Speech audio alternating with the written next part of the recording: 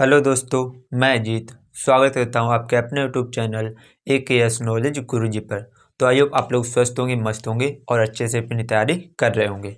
तो आज मैं आपके लिए लेकर आ गया ये कक्षा 10 की प्रश्नावली 2B है।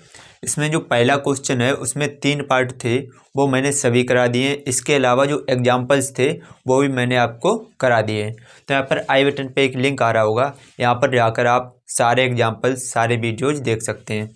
बाकी इसमें मैं कराऊंगा जो प्रश्नावली 2B है उसके सेकंड क्वेश्चन से।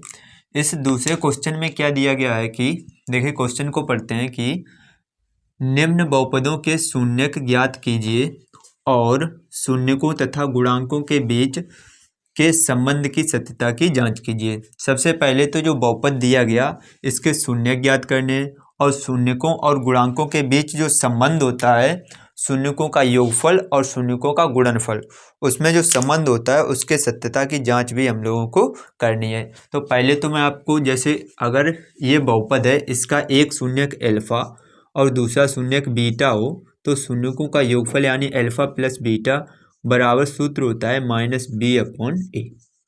सेम ऐसे ही शून्यकों का गुणनफल यानी एल्फा इंटू बीटा बराबर सूत्र होता है c/a। इन सूत्रों को अच्छे से याद रखिए। सत्यता की जांच के लिए इन्हीं को हम लोग काम में लाते हैं, ठीक है। देखिए इसको कैसे हल करेंगे। सबसे पहले तो जो बहुपद दिया गया उसको ऐसे ही लिख लेंगे 4u² माइनस प्लस का 8u, ठीक है। अब क्या करेंगे, देखिए इसके जो गुणनखंड हैं वो उभयनिष्ठ गुणनखंड विधि द्वारा हो जाएंगे कॉमन।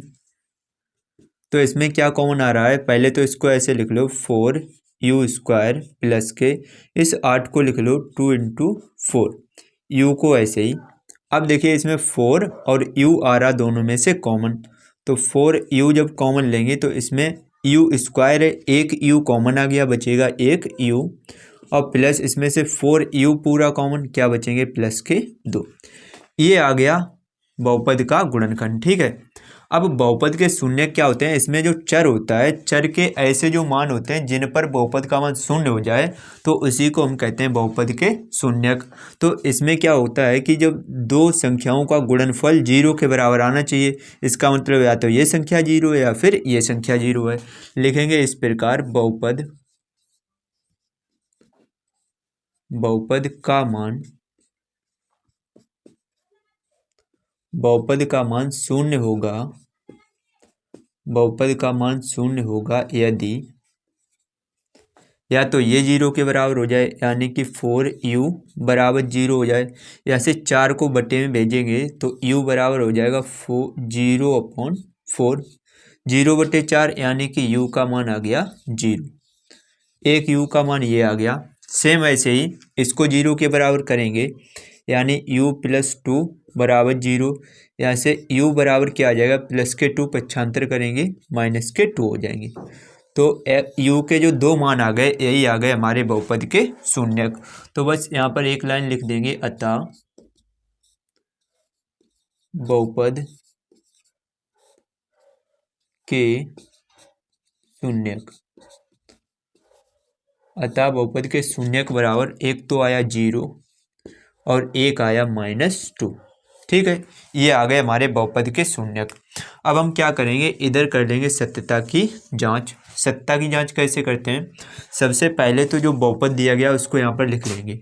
तो 4u² plus 8u plus c का मान नहीं दिया जो गया तो हम लिख लेंगे 0।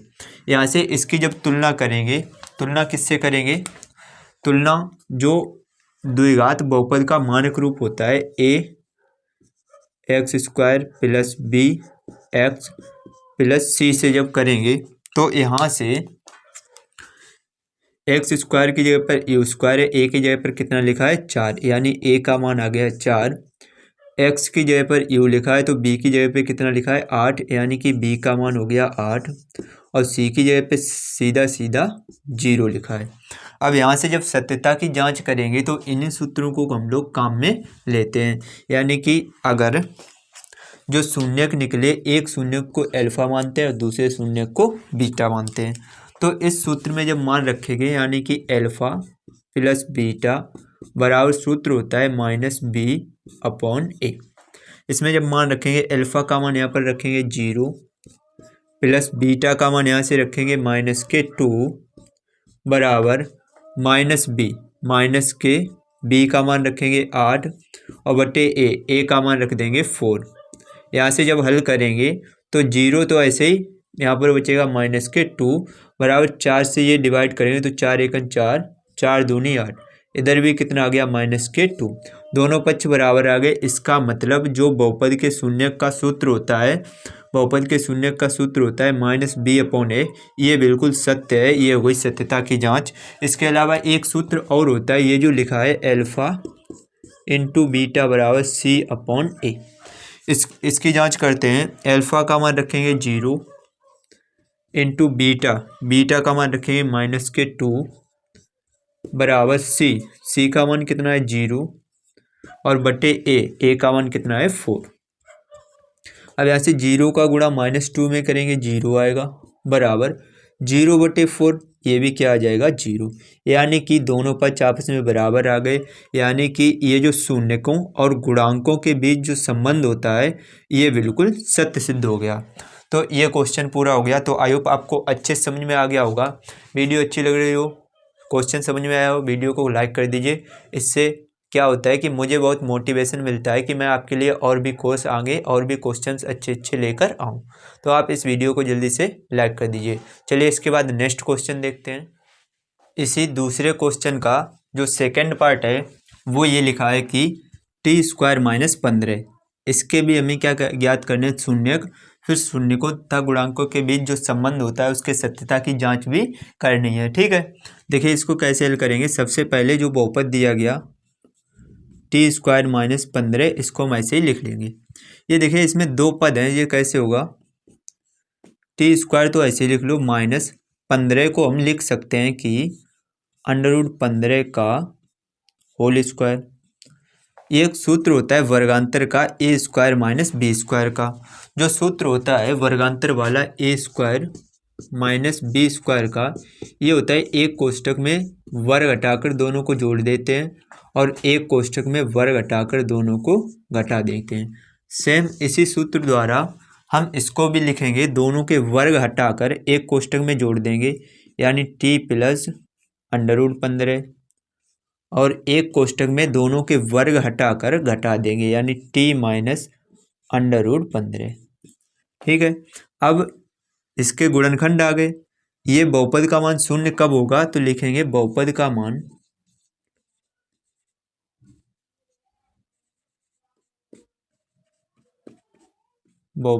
मान शून्य होगा यदि या तो ये 0 के बराबर हो जाए यानी कि t + √15 बराबर 0। यहाँ से t बराबर √15 को पक्षांतर करेंगे, माइनस के हो जाएंगे √15। एक तो t का मान ये आ गया। सेम ऐसे ही t - √15 को 0 के बराबर करेंगे तो यहाँ से t बराबर √15 को पक्षांतर करेंगे, माइनस के उधर जाएंगे, प्लस के हो जाएंगे √15। एक हो गया t का मान ये। ठीक है, अब यहाँ से जो t के मान है यही हो गए बहुपद के शून्यक। तो बस हम यहाँ पर लिख देंगे अतः बहुपद के शून्यक। अतः बहुपद के शून्य क्या निकले, एक तो माइनस के √15 एक निकला √15। ठीक, ये आ गए हमारे शून्यक। अब सत्यता की जांच कैसे करेंगे। सेम जो अभी सूत्र मैंने बताए थे शून्यकों का योगफल और शून्यकों का गुणनफल, उसके द्वारा ही करेंगे। सबसे पहले जो बहुपद दिया गया t² - 15, इसमें क्या है कि t वाला पद नहीं है तो हम उसको ऐसे लिख लेंगे t² प्लस के 0t और माइनस के 15। अब इसकी तुलना किससे करेंगे हम लोग, ax² plus bx plus c से। यहाँ से जब a b c की तुलना करेंगे तो जो a का मान है ए का मान एक्स स्क्वायर की जगह पर टी स्क्वायर है तो ए की जगह पर कुछ नहीं लिखा तो क्या मानते हैं 1, यानी ए का मान 1 हो गया। एक्स की जगह पर टी लिखा है, बी की जगह पर कितना लिखा है 0, तो बी का मान हो गया 0 और सी का मान तो सामने रखा ही -15। ठीक है, अब क्या करेंगे, जो शून्यकों का योगफल सूत्र होता है, जो शून्यक निकले पहले शून्यक को अल्फा और दूसरे को हमेशा बीटा मानते हैं, तो शून्यकों का योगफल यानी अल्फा प्लस बीटा बराबर सूत्र होता है -b/a और शून्यकों का गुणनफल यानी अल्फा इंटू बीटा बराबर सूत्र होता है c/a। यहाँ से जब दोनों के मान रखेंगे, अल्फा का मान -√15 और प्लस बीटा का मान +√15 बराबर -b का मान 0 और बटे ए का मान 1। यहाँ से -√15 से +√15 कैंसिल किया गया 0 बराबर 0/1, यानी कि ये भी क्या आ गया 0, दोनों पक्ष बराबर हो गए। यानी कि ये सत्य है कि शून्यकों और गुणांकों के बीच संबंध होता है वो बिल्कुल बराबर आता है। यहाँ से इसको भी चेक करते हैं, अल्फा इंटू बीटा, अल्फा का मान -√15 और इंटू बीटा, बीटा का मान कितना है +√15 बराबर सी का मान है -15 और बटे ए का मान कितना है 1।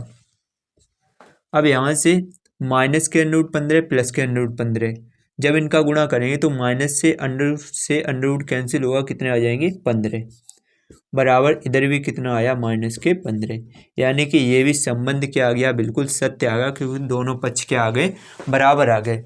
आई होप ये क्वेश्चन भी आपको अच्छे से समझ में आ गया होगा, बिल्कुल क्लियर हो गया होगा। चलिए इसके बाद जो नेक्स्ट क्वेश्चन है उसको देखते हैं। तो इसके बाद ये दूसरे सवाल का ये जो थर्ड पार्ट है इसको देखते हैं कैसे हल करेंगे।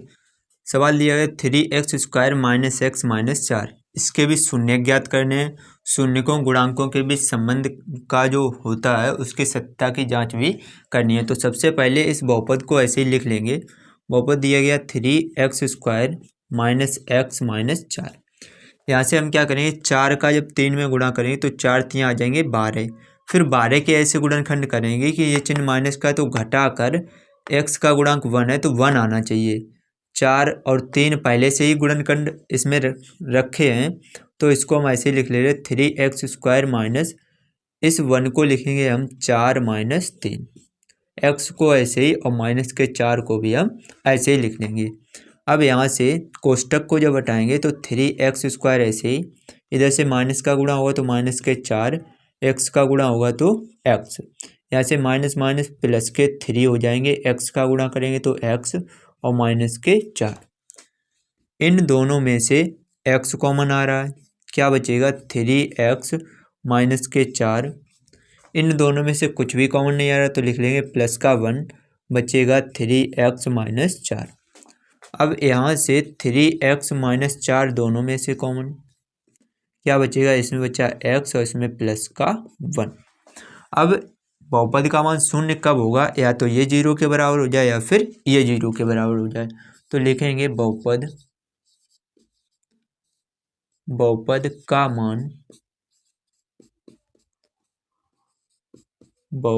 मान शून्य होगा यदि या तो ये 0 के बराबर हो जाए, यानी कि 3x - 4 बराबर 0, यहाँ से 3x बराबर हो जाएंगे प्लस के 4, x का जब मान निकालेंगे तो हो जाएगा 4/3। एक तो x का ये मान आ गया, इसको जब 0 के बराबर करेंगे x + 1 बराबर 0, यहाँ से x का मान कितना आ जाएगा -1। तो एक तो आ गया x का मान, ये x के जो दोनों मान निकले यही आ गए बहुपद के शून्यक। तो लिख देंगे अतः बहुपद के शून्यक, अतः बहुपद के शून्यक बराबर 4/3 -1। ठीक है, ये बहुपद के शून्यक आ गए और बहुपद के शून्यक को ही एक को हम अल्फा और एक को बीटा मानते हैं। यहाँ से जब सत्यता की जांच करेंगे तो जो बहुपद दिया गया उसको पहले लिख ले रहे 3x² -x-4। इसकी जब तुलना करेंगे, तुलना किससे करेंगे, ax² माइनस प्लस के bx प्लस c से।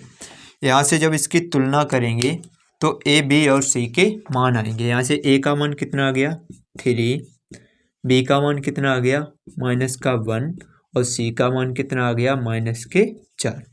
यहाँ से दो सूत्र होते हैं, कौन कौन से, एक तो शून्यकों का योगफल अल्फा प्लस बीटा बराबर -b/a, और एक होता है शून्यकों का गुणनफल अल्फा इंटू बीटा बराबर c/a।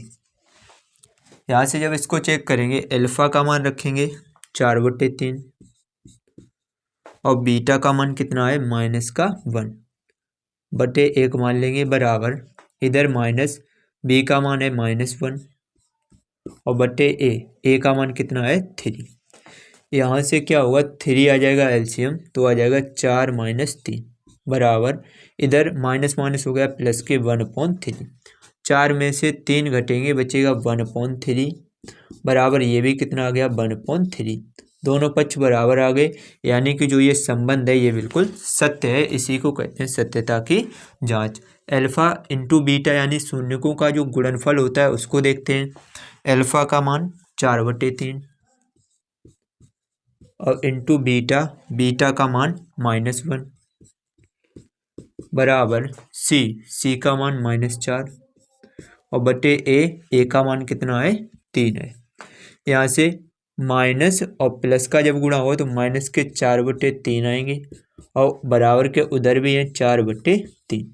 दोनों पक्ष यहाँ भी बराबर आ गए, यानी कि ये संबंध भी बिल्कुल सत्य सिद्ध हो गया। तो इसको कहते हैं सत्यता की जांच। तो आई होप आपको ये क्वेश्चन अच्छे समझ में आ गया होगा। इस वीडियो में बस इतना ही, बाकी आप सारी वीडियो जाकर देख सकते हैं और सभी क्वेश्चंस मैं आपको करवाऊंगा, इसलिए चैनल को भी सब्सक्राइब कर लीजिए और वीडियो को लाइक कर दीजिए। चलिए मैं मिलता हूँ आपसे नेक्स्ट वीडियो में, तब तक के लिए जय हिंद, जय भारत, जय माता दी।